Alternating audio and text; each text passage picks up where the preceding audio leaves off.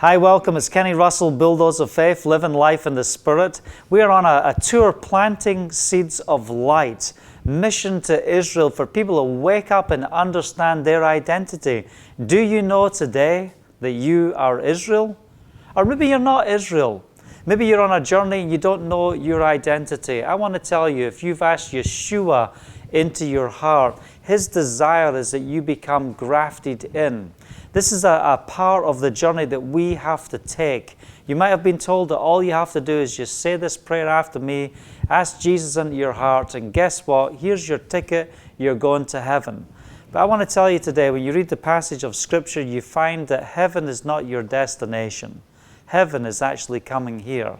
Yes, we experience the rapture. We'll be caught up with Him for the wedding supper of the Lamb, but it's not going to be how you think it's going to be. But today I want to introduce you to a new friend, Alan. Alan, how are you? Good, Ken. Thank you. Thanks for joining with me. And we were just speaking just before the interview, and I found out that you got to spend some time in Dunoon, my hometown. Beautiful, beautiful place. Awesome. What year were you there? I first came there in 1970, made 3 tours on my boat. Wow. Sailed out of there, the Irish Sea and up north. Awesome. Beautiful country. That's exciting. So that's great. And here we are in Florida, enjoying the nice weather, a little bit like Israel weather here, but you've got more humidity. I think you can keep the humidity, you know. It's something else, isn't Yes. it? Something else. But, you know, in August, our family likes to come here when it's blazing hot. Oh. We love it. We love the heat. Maybe we're crazy or something. I don't know. Anyway, Alan, share with me a little bit of your journey. You know, when did you first come to a place? You know, we hear the words Hebrew roots, Hebraic roots, and different things like that. But really, the bottom line is this. When did you first come to the place where you understood Torah is an important part of your life, the Shabbat, the feasts? What's your story, Alan? I came to the understanding that I have now about 2.5 years or so ago when my wife and I received some books from a very good friend who had been minister at our congregation where we attended, where we both grew up, basically. And these 2 books, one by Mr. Bowles, who was a pastor in Canada and had left his particular denomination to become a believer in the Hebrew roots, the origin of the faith. And the other book was by Dr. Thomas Lancaster. Restoration was its title, dealing with the same subject, a little different type of exposition. But after reading those 2 books and having a number of discussions with Tom, who was my friend that got me started on this, I realized it was something I had been looking for quite a long time. Didn't realize what it was, but those 2 books kind of clinched it. And it really fit with what has been a favorite scripture of mine for many years out of Ecclesiastes. I believe it's chapter 12, verse 13, where it says, fear God and keep His commandments, for this is the whole, or some translations, the whole duty of man. Wow. That sounds simple in the first read, but as I got to thinking about it, the whole of man, that's what we are. Mm-hmm. He created all this by spoken word, and that is His word. We just follow on from that creation. You know, what you said there about keeping the commandments, you ask many Christians today, they say, keep the commandments. Of course we keep the commandments. Do we see people within Christianity keeping the commandments today? Probably most of them. They always leave out the Sabbath. You think? Oh, they do. They insist. They insist. What does the Sabbath mean for you? It's the 7th day, the day Yahweh commanded us to rest, to cease from work. And in the ancient times, it was a very serious matter, punishable by death if you did not obey and keep it. We've taken liberties with that perhaps today, but as far as I'm concerned, the commandment's still valid, still stands. And now that I know, I can't unknow. Yeah. That's amazing what you said. You know, many people that are like, don't talk to me, I don't want to know, you know, because we become accountable when we start to hear the truth. Yes, sir. We start to take hold, and, you know, it's amazing. You know, there's many people writing today about the importance of identifying that Torah is for today. Yeshua didn't say he was coming to do away with his Father's plan and set up Jesus Christ and Co. Limited, Inc., or whatever you want to put on the end, and we'll just disfranchise ourselves from the Father, and here's a new religion. When you were starting to realize things like the feasts, you saw quite a difference to how you were brought up and the things that you knew. How did it go down with family as you started to say, wait a second, I want to do what Yeshua said, which is to follow him and do what he does, and then you do that. What type of response did you get from the family as you started to walk in this journey? The family, when you say family, I think what I take that to mean are my children. They grudgingly, finally accepted, what I believe, although they do not yet hold to it. I think they will in time. What I did discover as a father early on is they pay very little attention to anything I say, but they watch what I do. Right. Yeah. And I didn't always do the right thing as a father. I was not always as gentle or as good a father as I could have been by an example. I talked a lot. I was what you would call perhaps an institutional Christian for many years until I came to this. And institutional anything is usually phony and baloney. And we call this the Hebrew Roots movement, but it's, I liked what you said earlier about we're children of Yeshua, or children of Yahweh. That's what we are. All the other labels are inventions. Right. And they really mean nothing in the end. But I think my children, if they see me consistently walking this out long enough, they're going to come to it. Amen. They're intelligent people, and they can think for themselves. I think all reasonable people, if given opportunity, will see this and accept it. See, that's important what you said there. We're in the day of information where, you can go on the internet and you can check, wait a sec, I'm just going to go and get that calculator for Easter, 3 days, 3 nights. You put in Friday, you set the pin here, and you go through the cycle, and it's like, wait a sec, this is not fitting. What was the sign of who Yeshua was? The sign of Jonah, 3 days, 3 nights in the earth. That he would be dead for 3 days and 3 nights. That is not Friday to Sunday. These revelations, we might keep going on and people say, there they go again. They're going to bring up Christmas. They're going to talk to you about your Easter. But come on, let's think about this for a second. Easter, Ishtar. Easter.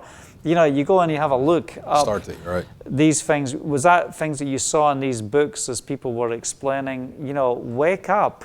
O sleeper, rise from the dead, come alive, come to the place where you pick up the word, stop just following what people say, actually read it. This is what we went through in the Reformation, Martin Luther, what did he want? He wanted the people to have the scripture so they could read it from themselves and not be deceived. As you read the writings of these people that had come into Hebrew Roots, did you feel like, man, I've been lied to? I did. The so-called early Christian fathers, I think without exception, were all ultimately anti-Semitic, hated Jews, advocated the murder of Jewish people, and over about 300-400 year period, pulled us away from the Hebrew worship traditions, patterns, and even to the extent that they lied to us about what the Scripture said. Right. It's really an assignment that the enemy has to separate us from the will of Yahovah, to make it look like we're doing all the right things, that we're going through the motions.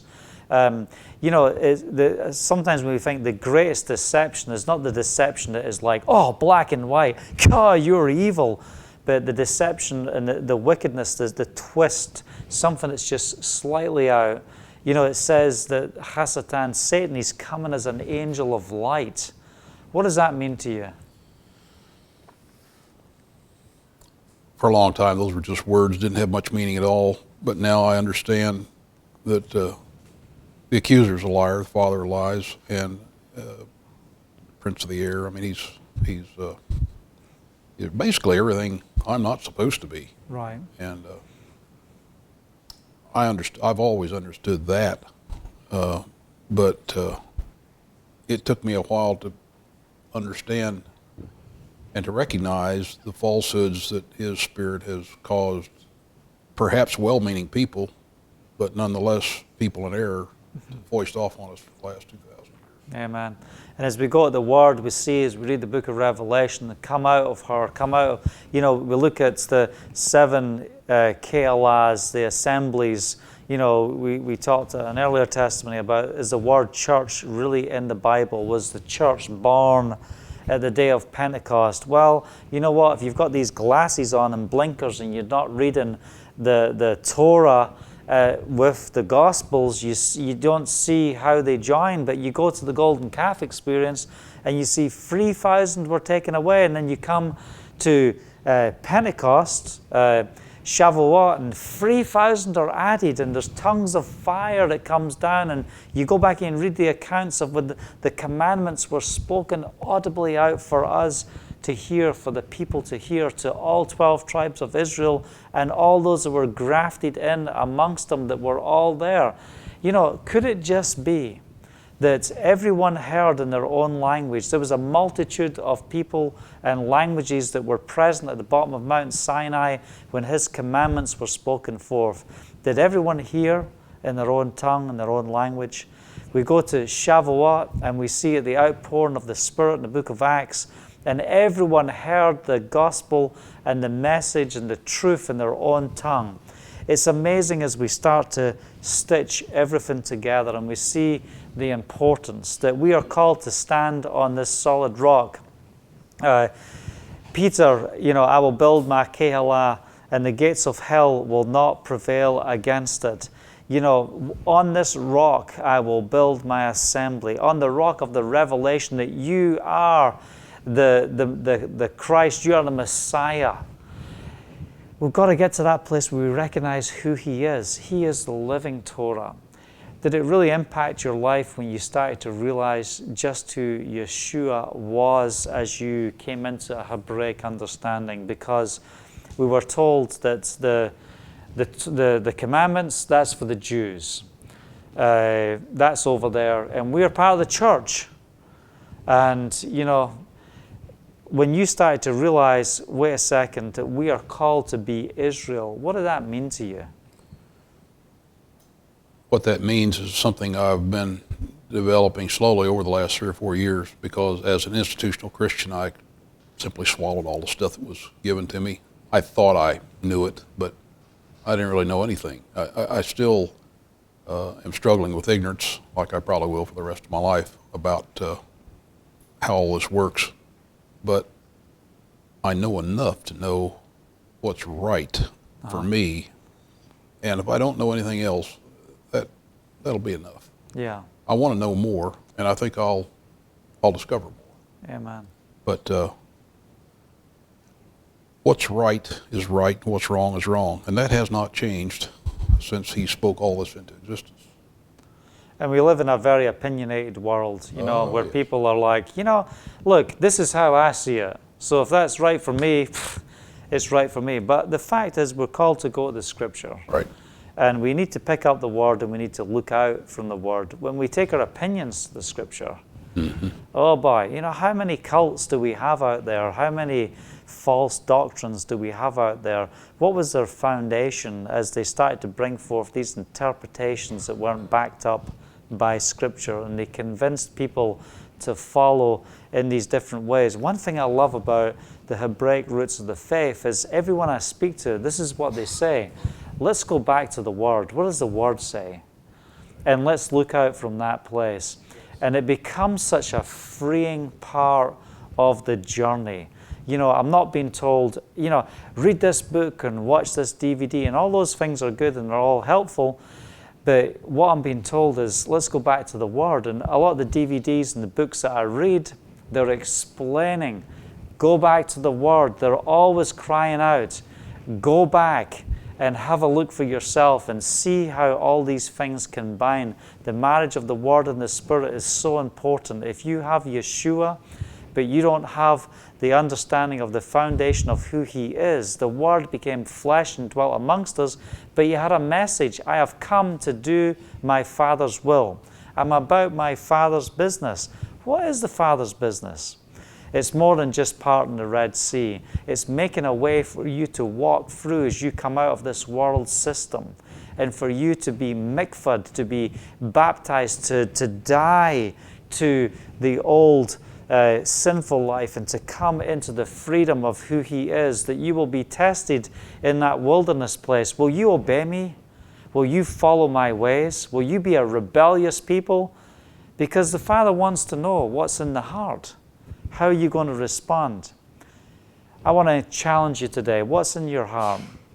How do you respond when you see that Yeshua says, obey the commandments, walk in the ways of the Father, follow me as I follow the Father? What's your response to that? Does it make you angry and say, I'm not going to do that, I'm going to follow tradition? Or does it make you hungry for truth? Because those that hunger and thirst for righteousness, there's incredible rewards. I love the gospel of the kingdom versus the gospel of just say this prayer to Jesus. The gospel of the kingdom is good news to the poor. It sets the captives free. It brings transformation. We're not just coming into some religious experience where you've got to pay your temple tax to the front, but we come in and we become community. We become a people. And that's what you've shared with me. And Alan, thank you. I appreciate it. Thank you, sir. Amen.